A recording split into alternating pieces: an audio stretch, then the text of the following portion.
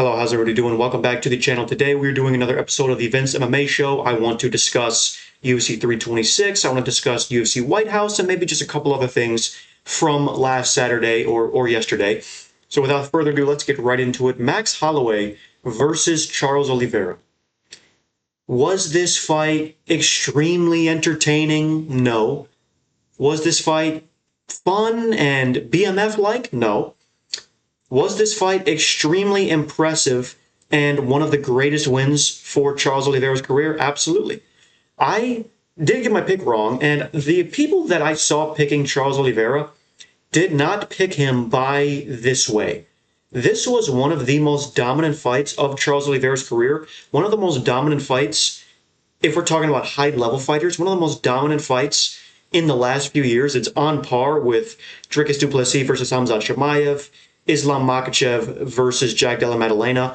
I think it's a little bit disrespectful to put this in the same conversation as Dricus du Plessis versus Khamzat Chimaev, because Khamzat Chimaev did not try to do any damage, did not try to finish the fight at any point, wasn't threatening submissions, wasn't throwing hard ground and pound shots. First two rounds, Charles Oliveira, took him down instantly and won the very brief striking exchanges, but he took him down instantly, held him down for 4 minutes in each round, 4.5 minutes in each round. He was threatening a face crank, a rear naked choke. He was doing damage. There was one point where he was kind of in half guard. He was throwing elbows from up top.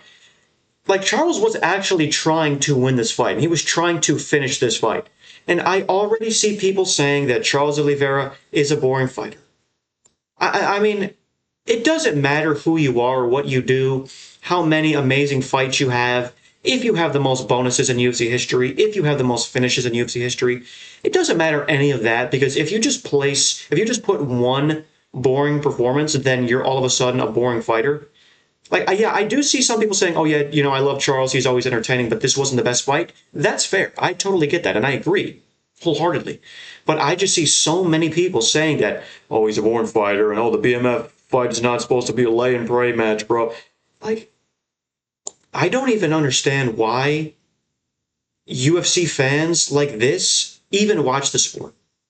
Because I'm assuming you're a big Charles Oliveira fan. If you're a big Charles Oliveira fan, you've probably seen a lot of his fights, right? One would think. So if he puts up one boring fight like this, he's not a boring fighter. Yes, I agree. It was a pretty boring match. However, I don't think that this was just some, I'll never fucking watch this fight again. This main event was terrible. Dude, this was a good fight. Like, yeah, it was not the most entertaining, and of course, we were anticipating more from guys who are as exciting as Max Holloway and as Charles Oliveira are, but at the end of the day, Charles Oliveira is 37 years old, got knocked out cold 9 months ago, has taken a ton of damage in his career, is facing a fighter who is a great volume striker, has different power at 155. Why would you ever want to stand and trade with him? Like, okay, are you fighting to please the fans? Fuck no. You're fighting to fight for your family, secure your family's future financially, secure your health financially later on. You don't want to just continuously get knocked out every single time you fight. I really see people criticizing his fight style here. I don't know why. If you were Charles Oliveira, you would do this. You would do exactly what he did. I have no idea why you would ever be upset at this.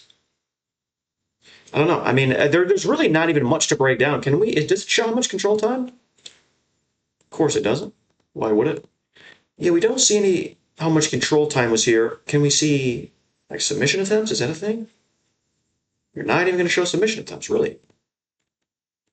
Okay, there's got to be a way. Because I want to see this. I want to see this round by round. I want to say he had 3 submission attempts, if I remember correctly. 4. Okay, wow. 4 submission attempts. He was 5 of 13 for takedowns. I didn't see him get 9 stuffed. Like, I did not see that anywhere. I am not really sure. 8 stuffed. I did not see him get 8 takedowns stuffed. Not sure where that came from. 110 total strikes. I mean, I would have figured a little bit less. Can we see? There used to be a way where you can see. Can you not? No, it's not. I mean, he had 21 minutes of control time. Pretty fucking insane. Charles won the very, very brief striking exchanges that did exist. I mean, from no longer than 25 seconds were these guys standing and trading with each other. And yeah, of course, I would have liked to see at least one round where it was complete stand-up, just because I wanted to see how Charles would have looked. But, I mean, he did look really damn good in the few minutes of striking that he did have. I mean, he completely outstruck him. So, shout out to Charles Oliveira. I'm very glad that he did not take any damage. Very glad that he got the win. I would assume they're going to do him versus Arman Tsarukyan too, because Arman Tsarukyan is nowhere near a title shot, because Dana White just said in the post-fight press conference that he's really not thrilled with Arman right now, and he's really upset with him. So, I mean, obviously we know Dana White doesn't like him, and he has his favorites, and he has his guys that he doesn't like. I would be pretty shocked if he were to earn a title shot after this point. So it's most likely going to be Charles needing one more win to fight for the belt again. I could not care less about a Charles Oliveira versus Ilia Topuria 2. Why would anyone ever want to see that? I mean, by that point, Charles will just be older, will have taken more damage. There will most likely be a fight in between that. And we saw nothing in the first fight to where we said, oh, you know what, Charles looked really good, but he just got clipped near the end. No, he got dominated. He got out-grappled. He reversed position, passed his guard, got him in the crucifix, escaped the leg lock, and then just hit him with a beautiful 3-2 and just put him out cold in 2 minutes. So I don't believe there's any interest in this rematch. I didn't want to see Max versus Ilia 2. I did not at all. And a little bit because I was kind of nervous. Max at 155 versus Topuria at 155. It could be a different fight, and I was a little bit nervous, but I mean, now there's really no point in seeing that because he is pretty far from a title shot now. I would say he's 2 fights away. Maybe you could do him versus like a Paddy Pimblett. I mean, let's just look at the lightweight division right now. So, of course, Topuria and Gaethje are fighting. Arman Tsarukyan is not going to get a title shot. So I would just assume you would go Arman versus Charles, 5-round rematch, main event, maybe in a place like LA or something. Charles has fought in LA a couple times. Arman Tsarukyan is Armenian, and LA has a massive Armenian population. Arman Tsarukyan was supposed to headline UFC Inglewood right by LA, UFC 311, but he did pull out with a day left. So, I mean, I don't think Max Holloway is going to drop down in the rankings. I highly doubt Benoit Saint-Denis would pass him up because their resumes are not really similar at lightweight, not really comparable, rather. So I could see a Benoit versus Max Holloway, but if you're the UFC, you want to see Max Holloway win. So I don't think you want to put him against a guy who is a pressure grappler like a Benoit Saint-Denis. However, Paddy Pimblett kind of also is that, and I could easily see Paddy Pimblett getting him down because he's a massive lightweight, really strong, good body lock, good trips, kind of similar to Charles Oliveira. So maybe you do that. I mean, I would, if I was UFC, like I said, I would want to do a favorable matchup for Max Holloway here. But again, like, what are you going to do? You going to do Dan Hooker, really? Does Dan Hooker deserve a Max Holloway fight? Fuck no. Mateusz Gamrot? Like, are we going to do a Mateusz Gamrot versus Max Holloway after he just got submitted? Who cares about that? I mean, you could wait to see the winner of Mauricio Rufy versus Michael Chandler, to where you could do Mauricio Rufy versus Max Holloway. And then if Michael Chandler somehow wins, you could do Max Holloway versus Michael Chandler. I think that would be super fucking fun. Holloway probably sparks him out in 2 rounds, though. So, yeah, I would say, I mean, if it was up to me, I probably would do Max Holloway versus Paddy Pimblett just because they're both big names. And Paddy Pimblett is not a good boxer whatsoever. Max Holloway is. He could take advantage of that. Benoit Saint-Denis can maybe get the winner of, no. I was going to say he could get the winner of Mauricio Rufy versus Michael Chandler, but he already beat Mauricio Rufy very easily. So, I don't know. This is pretty interesting here. You also could do a Benoit versus Max Holloway. I honestly would love to see Benoit versus Max Holloway, but I already know Benoit will get TKO'd in 30 seconds. But it could get very interesting on the ground. Max Holloway will definitely be improved when it comes to his grappling, hopefully, at that point. And I just want to see Benoit become champion whenever Topuria is not in the division. So, honestly, I don't know. I mean, it would be pretty fucking sweet if you did a Justin Gaethje versus Benoit Saint-Denis. Arman Tsarukyan versus a Benoit Saint-Denis. But I don't think the UFC would do that because they love Benoit, and I think that's a fairly winnable matchup for Arman Tsarukyan. I would be pretty confident picking him in that one. But yeah, maybe I would just do Paddy Pimblett versus Max Holloway, and then Benoit, maybe a Charles, I don't know. I'm doing Charles Arman 2, and I'm doing Paddy Pimblett versus Max Holloway, and then I'll give Benoit Saint-Denis some random guy after the division moves. let's see, Caio Borralho versus Reinier de Ritter. Got this fight wrong. I did really bad on picks. I went 5-7. Took my pick percentage down to I think 67% on the year. It was really good. I'm doing very good on picks this year. Caio Borralho, Reinier de Ritter. Borralho just looked like MVP in the first round. Like he's light on his feet. He's bouncing up and down. He's in a striking flow state. He's just cracking him really easily. Reinier de Ritter is just a piss poor boxer.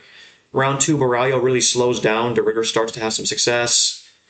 I mean, lands a couple shots here and there.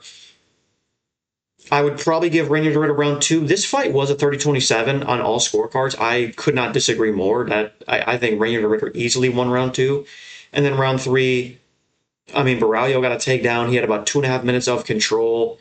And Borralho, again, just didn't look as good as he did in round 2 and 3. And it's kind of weird that he gasped because we've seen him go 5 rounds with Imavov, with Jared Cannonier, and keep up a pretty high pace in both of those fights. So I don't really know why he slowed down.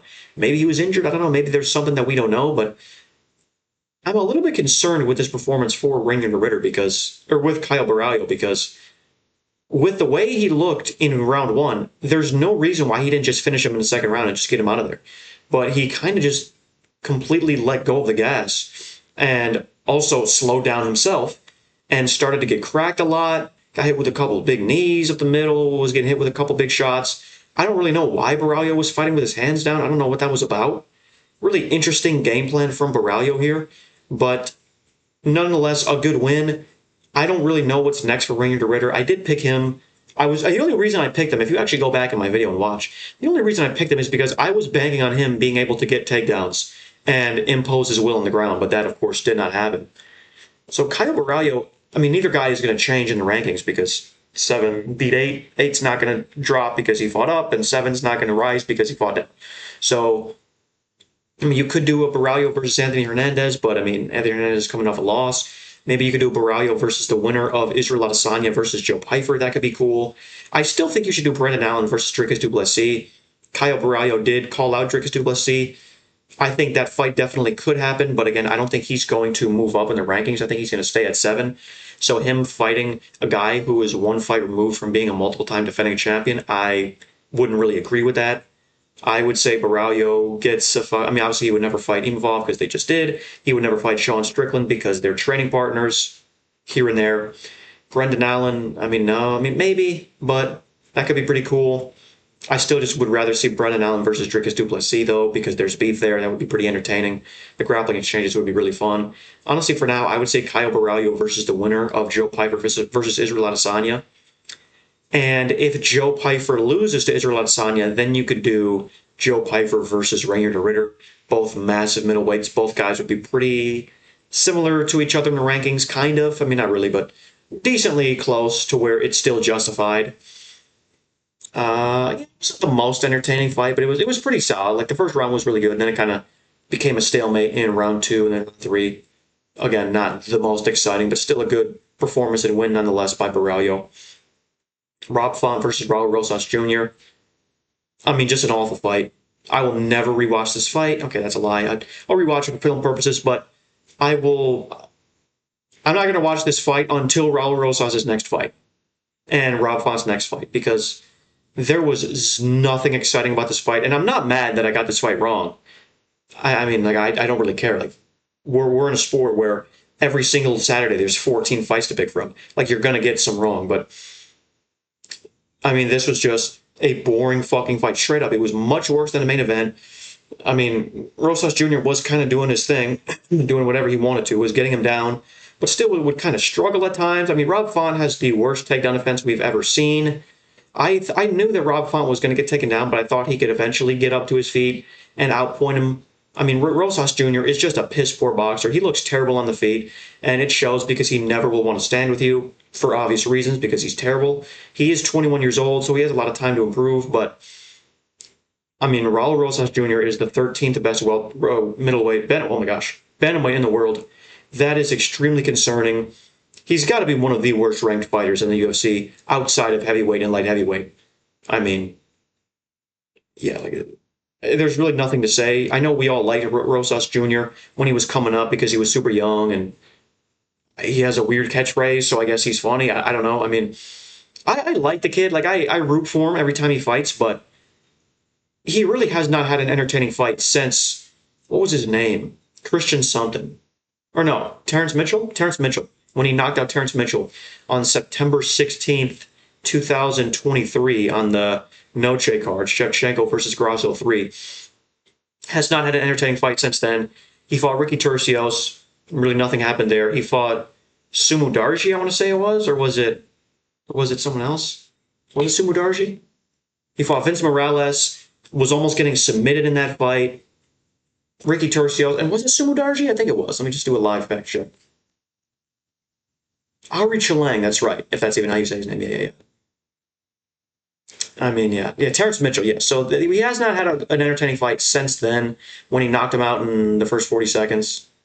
So I don't really even know what's next for Raul Rosas Jr. I mean, if we go to the bantamweight rankings, I mean, he just loses to literally everybody here with ease. Montel Jackson is fighting Barcelos in, I want to say, a couple weeks. So, I mean, if Barcelos wins, I think he beats a Rosas Jr. If Montel Jackson wins, I think he beats him. I think Kyler Phillips beats Rosas.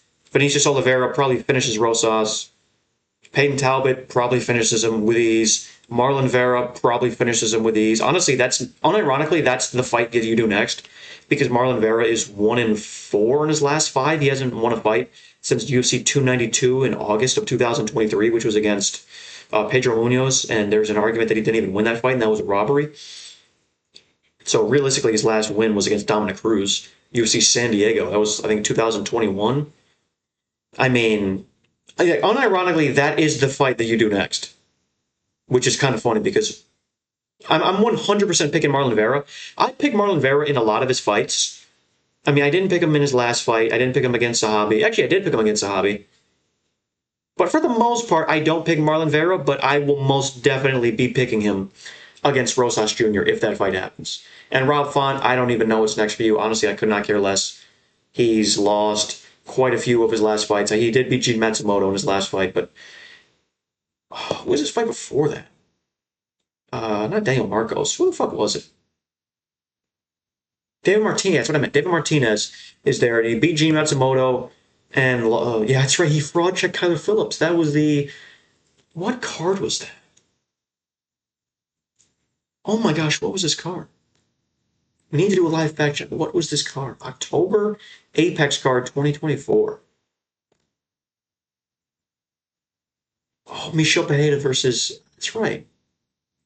Yeah, I did not pick Rob Font to win this fight. I picked Kyler Phillips by masterclass, but he just got fucking destroyed. Yeah, I don't really know what's next for Rob Font. I don't really care. He's 39 years old.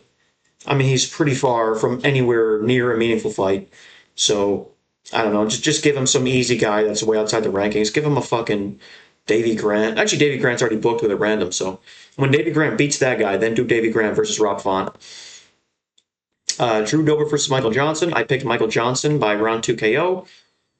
Both guys had a decent amount of success in the first round, but ultimately Drew Dober just got the finish in round 2. There was some very suspicious betting lines with this fight. I'm very curious as to what happened. This is the second Michael Johnson fight that was plagued by weird betting lines, last-second betting lines. But happy for Drew Dober. Back in the, well, not back in the win column, because he did beat Kyle Prepelec in his last fight in a very controversial fight. But Michael Johnson, kind of sad to see him lose this fight, because if he won, that would have been 4 fights in a row that he would have won. And I kind of wanted to see Michael Johnson make a push for the rankings just because that would have been hilarious. That would have been 4 fights in a row. So that would have been Darius Flowers, Ottoman Azaitar, Daniel Zellhuber, and that would have been Drew Dober. Michael Johnson had a couple big shots in this fight, did rock Drew Dober a couple times, but he always does get rocked in every fight. Like, he'll get hit with a shot and then he'll be off balance. But happy for Drew Dober. Happy for Michael Johnson. You know, I'm sorry, not happy for Michael Johnson. Drew Dober continues the meme. Oh my god, it's fucking insane. Gregory Rodrigues versus Bruno Ferreira. I picked a Gregory Rodrigues by round 2 KO. Got it done in the first round. I'm a big Bruno Ferreira fan, and I was a big believer that he could make a push for the top 5 or 6. And I was not a fan of this fight being made because it already happened. Bruno Ferreira knocked him out in the first round, so there's really no gain for Bruno Ferreira if he were to win this fight. You know what I mean? Like, okay, if he wins, okay, you just beat Gregory Rodrigues again. What does that get you? That gets you nothing. And he just got ranked as well after going on that long little win streak. He submitted Jackson McVeigh. He beat Marvin Vettori. He spinning elbowed Dustin Stoltzfus. He was destroying Abus Magomedov before he got submitted. So I really wanted to see Bruno Ferreira make a push for the rankings, but now he's probably going to stay around 15. Maybe like an Alaskarov can jump him. I don't know. But honestly, a Bruno Ferreira versus Ikram Alaskarov would not be a bad fight to make. Rodrigues, who could you do him next? Let's see. I mean, he's not really going to move up. Paulo Costa is now a 205er. I mean, Dolidze, I guess, but why would you ever really do that? And do they train together? No, they don't train together. Jared, he already fought Jared and beat Jared. Whitaker is now a 205er. RDR versus Gregory Rodrigues, honestly, not even a bad matchup. Both guys are huge for the weight class. Both guys have their ways to finish the fight. So, honestly, I think that would be pretty cool. That would be pretty solid to see. Cody Garbrandt, Xiao Long, one of the strangest fights in recent history. Cody Garbrandt does nothing in the first round. Cody Garbrandt really does nothing in the second round. He got hit with a nut shot. Then in the third round, he's clearly down 2-0, but a couple of the judges gave him the first round. Xiao Long knees him in the nuts 2 different times, gets 2 points taken away. Cody Garbrandt is regurgitating because of the pain and the discomfort from the nut shots. He then continues the fight after regurgitating. I never thought that would happen. I've never seen that happen in a fight, and I thought that was a for sure way to end the fight. But after he regurgitates, he gets all fired up, and he has like an adrenaline dump, and the fight resumes after the timeout, and they charge each other. Cody Garbrandt sprints towards him and misses a punch. Then he kind of just runs circles around Xiao Long and does nothing. And maybe it landed like a couple good shots, but that was it. It's like maybe there's an argument for him getting round 3, but I kind of disagree. Low-key, I thought Xiao Long should have won this fight 28-27. I thought he 30-27'd him, and then, of course, he had the 2 points taken away. Cody Garbrandt was just getting kicked in the head, knee in the face, and he was just not letting his hands go at all. Don't really know why, but, I mean, yeah. Good win for Cody Garbrandt. I love seeing him in the win column. I did pick him to win this fight, so that was nice to see.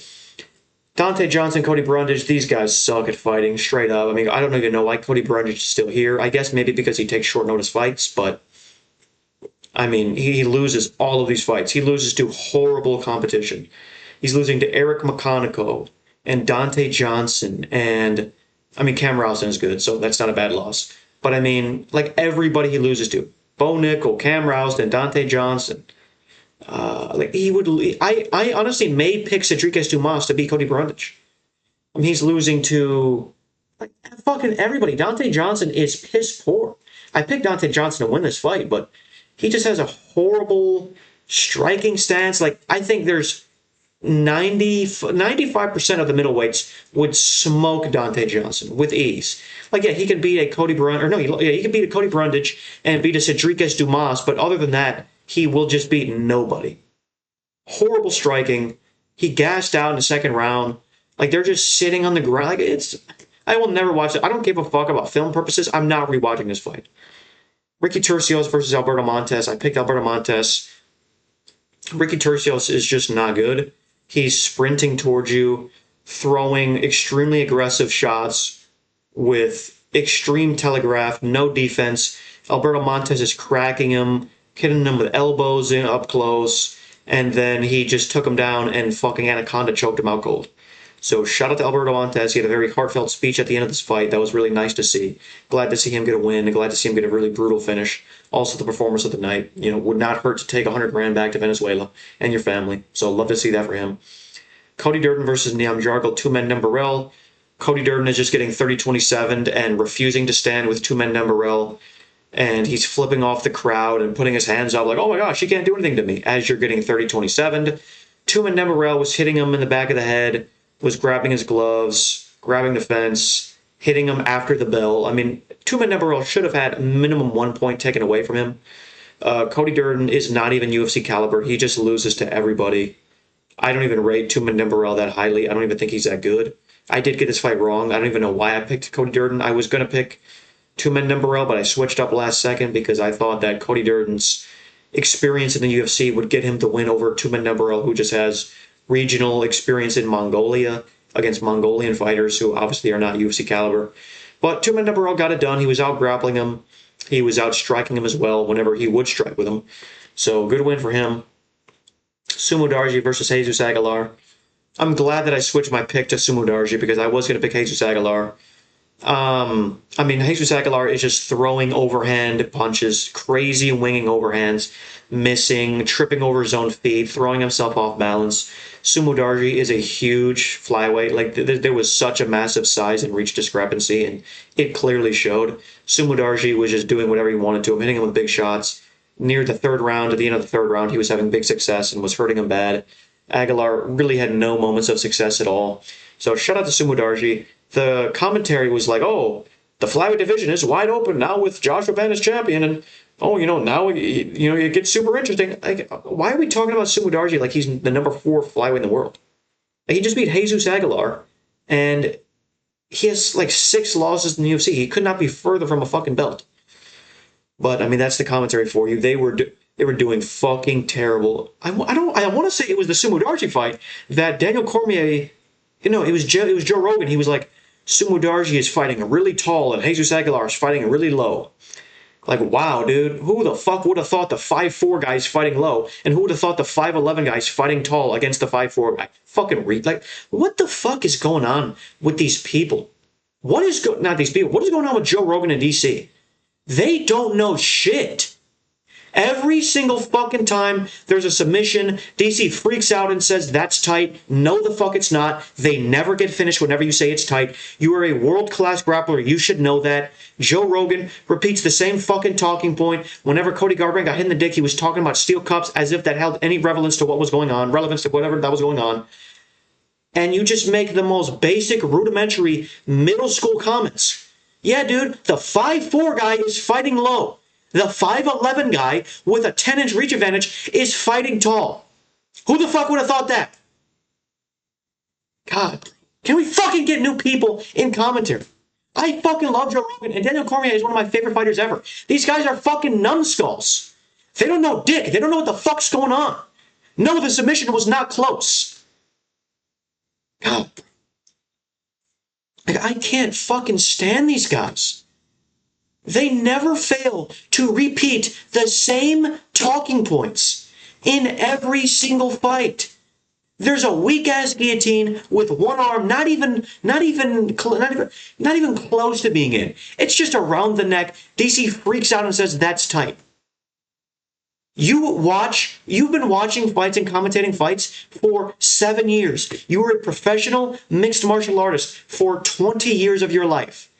How do you not know when a submission is tight or not? I'm pretty fucking angry. I'm not even gonna fucking go into it because I could go on about that for another 25 fucking minutes. There's no reason why a douche like me and randoms like fucking random fans that have probably been watching the sport for 6 months can know if a fucking submission attempt is tight or not. And there's no reason why a fucking claim like, oh, Jesus Aguilar's fighting low and Sumudaerji's fighting tall. There's no reason you should be saying that, dude. That's what my fucking dad would say when he's watched a total of 7 UFC fights. Like, I think my dad said that one time a couple years ago when we were watching UFC Charlotte, Rosenstrike versus fucking Almeida. He said some shit like that before, I promise.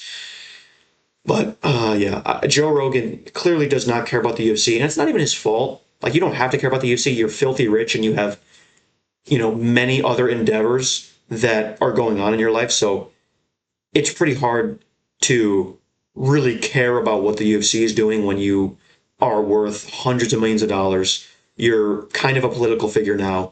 You still do stand up here and there, but I mean, like, it's pretty hard to be concerned with the UFC. So I think he should just be reserved to, like, the UFC 300s and the UFC White House cards, because we still love Joe Rogan and he is a UFC legend no matter what. So he should just be reserved for the massive cards. Like, he should not be on any American card. There's no enthusiasm from him. Like, anytime someone gets knocked out, you could just tell Rogan used to be so fucking hyped, dude. Just watching Robbie Lawler get a finish. He's jumping out his fucking seat. He's so ecstatic. But now you could see a crazy finish, like when Ilia Topuria finished Charles Oliveira.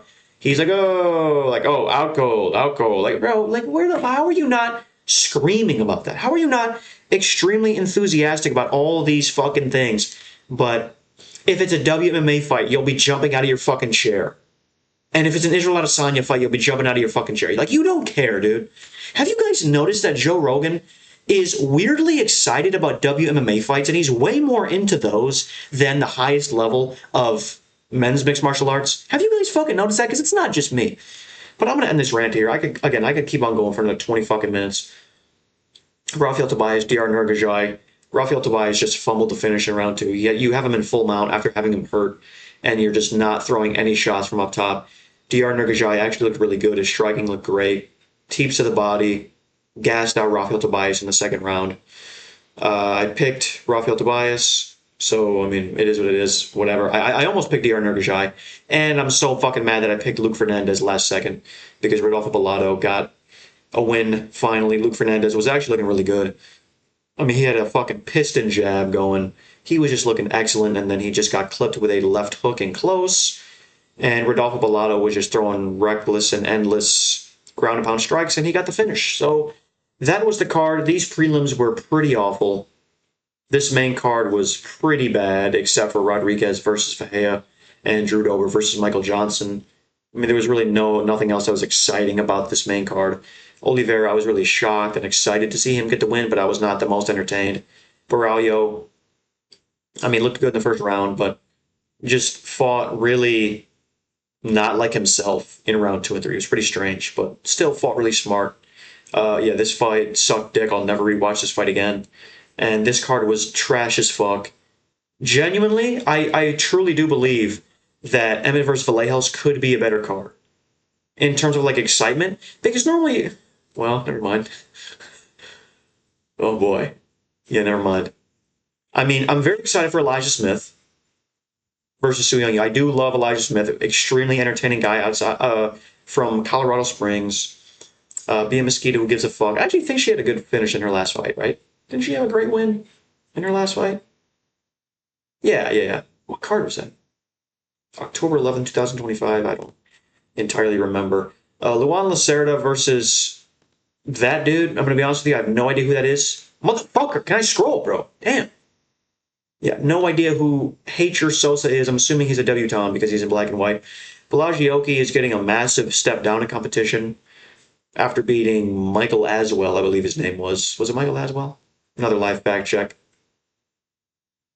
Michael Aswell. Bro, my fucking memory is stupendous, dude. Nobody has a fucking better memory than me.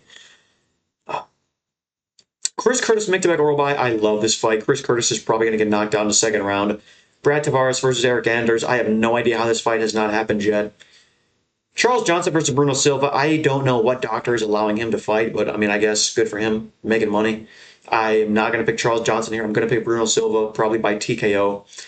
Vitor Petrino versus Steven Aspelund. I'm probably going to pick Steven Aspelund. I'm pretty excited for that fight. Harry Hardwick is still in the UFC after his fucking nauseating loss against Quay Fernandez. Is fighting Marwan Rahiki. No idea who that is. Andre Fili versus Jose Delgado. Jose Delgado low-key beat Nathaniel Wood in his last fight. Now he's getting a massive step down in competition against Andre Fili. Ion Cutelaba versus Umar Sy. This probably will be a finish. Amanda Lemos versus Jillian Robertson. This is a co-main event. What the fuck are we doing right now? Could not be bothered to watch this fight. I'm going to, but I could not be bothered. And Josh Snyder versus Kevin Vallejos. I'm very excited for this fight because there's never a dull Kevin Vallejos fight. Even though people won't admit this, he was low-key losing and kind of getting pieced up against Giga Chikadze. He was really having problems with that length. But Josh Emmett is a stocky guy. He's short, 5'8". I mean, I would be shocked if Josh Emmett isn't just wrestling him from the very beginning. But I take back what I said. I don't think this fight will be better than UFC 326. But this is one of those cards where it looks shitty, but all the guys get finishes. You know what I mean? Like, that seems like, that's the vibes I'm getting from this card. So, we received news that UFC White House card is here. Let me move my face cam out the way so you can see it. Oh, it's not the right thing. Move my face cam out the way so you can see the White House card. It's a little bit overhyped, but this is still a world-class card. Like, this is a fucking amazing card. Elite Taforia versus Justin Gaethje. the American fighter is going to get brutalized in the first 3 minutes of this fight. I am extremely excited because I love Ilia Topuria. He's my favorite fighter in the sport. I am excited because it's another guaranteed win and highlight reel for Topuria. Justin Gaethje has zero chance to win this fight. I believe he's a minus 500 and Gaethje's a plus 350. I think those are totally deserving odds. Alex Pereira versus Ciryl Gane for the interim heavyweight championship. Extremely excited for this fight, but I'm really upset that Pereira is fighting for a belt that's not the undisputed. I would much rather see Pereira fight for the undisputed belt, because if he wins this, I mean, is he really a 3-division champion? Like, he kind of is, but it's still not the undisputed championship. I mean, in a dream world, I mean, this is not the dream world at all, by the way, so ignore what I just said, but in a interesting world, Pereira wins this fight, becomes the interim champion, then Tom Aspinall either A, has eye problems, or 2, has negotiation problems, and he gives up the belt and leaves to boxing, and then Pereira becomes the undisputed champ. So then he would be a real 3-division champion, but then again, it still would be, not legitimate. And that was a half joke when I say that. But Pereira versus Gane, I mean, if Pereira wins this fight, that means he obviously has to fight Tom Aspinall next. And that is a pretty daunting task. Of course, I mean, we would have to see how he fights Gane first. For the last few weeks, and ever since this fight was rumored, I was leaning towards Pereira versus Gane. I'm sorry, I was leaning towards Gane to win this fight. But now, I don't know. I mean, Pereira could be a different animal without cutting weight. He's 242 pounds. That's, I think, only 5 pounds lighter than what Ciryl Gane is. I mean, Gane is super light on his feet. He's got big power. I mean, this is going to be an extremely interesting fight. I think Alex Pereira is the more skilled kickboxer. I mean, you can't even really use the argument of, massive size advantage, because that's not really the case for Ciryl Gane. And you can't really use maybe you could say he's quicker on the feet. Like, Pereira is a quicker counter striker, but I would say Gane is a little bit more fast on the feet. I don't know, but I'm leaning towards Ciryl Gane still. I think he's the favorite, if I remember correctly. Sean O'Malley versus Ayman Zahabi. I mean, we all wanted this to be O'Malley versus Corey Sandhagen, but Corey Sandhagen was hinting that Sean O'Malley denied this fight and turned him down because he was calling him a little bitch and, he wouldn't sign the contract and this, and that. I mean, obviously, both guys wanted to be on the White House, but I have a theory that O'Malley turned him down because that's kind of what Sandhagen confirmed. So, I mean, this should be a relatively easy fight for Sean O'Malley. I can kind of see what they're doing, America versus Canada, and they got not America, but they have, what's it called? America versus Brazil. Like, I can kind of see what they're doing here. I don't really know why you did Bo Nickel versus Kyle Dawkins. I mean, I think both guys are two really patriotic guys. I don't know why you would put them against each other. I would say you do Bo Nickel versus, I know he just beat a Rodolfo Vieira, but you would do a Bo Nickel versus Rodolfo Vieira type of matchup. You wouldn't want to do them against another American fighter. I don't know why you would want two Americans going against each other. I may lean Kyle Dawkins here just because he's a huge middleweight, and Bo Nickel is a tiny middleweight, and he could take him down, but this would be pretty interesting. I'm not really sure who I'm going to go for that. I'm still leaning Dawkins, but I'm not sure. Mauricio Rufy versus Michael Chandler. Michael Chandler is fucked. There's nothing else to say. I mean, he's going to get starched out in 2 minutes, out cold, and I don't really like that. Like, if you put Michael Chandler on this fight, you want him to win because he's going to cut a sick promo. He's going to do a sweet-ass American type of promo. You know what I mean? He's the guy that embodies America. He's the number one UFC fighter that embodies America. So you want to give him a winnable matchup. You don't want to do him versus fucking Mauricio Rufy. You know what I mean? But it is what it is. Diego Lopez versus Steve Garcia. I am very excited for this fight. Honestly, I'm leaning towards Steve Garcia, but Diego Lopez did just go 10 rounds with Volkanovski. That's going to change you as a fighter. That's going to make you be very much improved, and you're going to learn a fucking lot. So I don't know, man. Honestly, I kind of want to lean towards Diego Lopez now, but because this is a big step up in competition for Steve Garcia, but it's definitely winnable for him. I mean, Lopez is not chinny. Like, he will get cracked, but he's not chinny. And Lopez can most definitely out-grapple him. Yeah, I may go Diego Lopez to win this fight here. But other than this, I am extremely excited for this fight, or for this fight card, rather. I know a lot of people are going to hate on it and say that it was, overblown, and, that you guys said 7 title fights. I get that. Like, it for sure was an overhyped event, but you cannot objectively say this is not a good event. This is a fucking amazing event. And of course, it's going to be in the White House, which is the biggest stage in the world. I know a lot of people are going to not like that because of their political beliefs, which I totally respect and I have no issue with. The only reason why I like that this is at the White House, because this has never been done before. Like, I love the UFC breaking barriers and going to the, like, I eventually want to see the UFC in Wembley Stadium, going to Spain, going to these massive venues, because that just brings eyes to the sport. And like, if this was a pay-per-view, this would get 1 million pay-per-views. For fucking sure it would. And I am just a big fan of the UFC going to the biggest stage possible, because I want this sport to grow. And, I don't want to have this sport just be niche. Like, I want every fucking person I know, I want every random person I encounter, oh, yeah, you guys gonna watch a fucking UFC fight? Like, I want to see the UFC be what boxing was in the 80s, 70s, 60s, 50s, 40s, 30s, 20s. I want the UFC to be like that. I want the UFC to be the premier combat sport. I want it to blow boxing out of the water. And I still love boxing. And I always have loved boxing. Boxing was actually my first combat sport that I really liked. I started watching boxing in 2017. But yeah, I mean, I am a fan of this because, like I said, it's never been done before. This is an unprecedented thing, and it's going to be on the biggest stage possible. Yeah, of course, I don't agree with most of the, the guys that are going to be there. Of course, that goes without saying. But again, I am a massive fan of the UFC being in the brightest lights possible. So I want to say thank you very much for watching and tuning in to this episode of the VinceMMA show. We broke down a lot, goddammit. And yeah, UFC 326 was pretty underwhelming, but it is what it is. I'm very excited for UFC 327. I will be in attendance for UFC 328. I know we don't really know any fights on that card besides, oh my gosh, there's 2 fights that got announced for that. I forgot both of them. Oh my gosh, I can't believe I can't fucking think of it. I have to do a live fact check now again. It was 2 middleweights, I want to say. And UFC 228 is in Newark, New Jersey, by the way. Let me go to Big Marcel's Instagram. Shout out to Big Marcel. Nobody does it better than him. Waldo Cortez Acosta versus Alexander Volkov is on UFC Newark. UFC 328 in Newark, New Jersey. And who else was on? I swear there was one more. Not Montel Jackson. Nazim, no, never mind. That was UFC 327. Okay, that might be the only fight that's been announced for.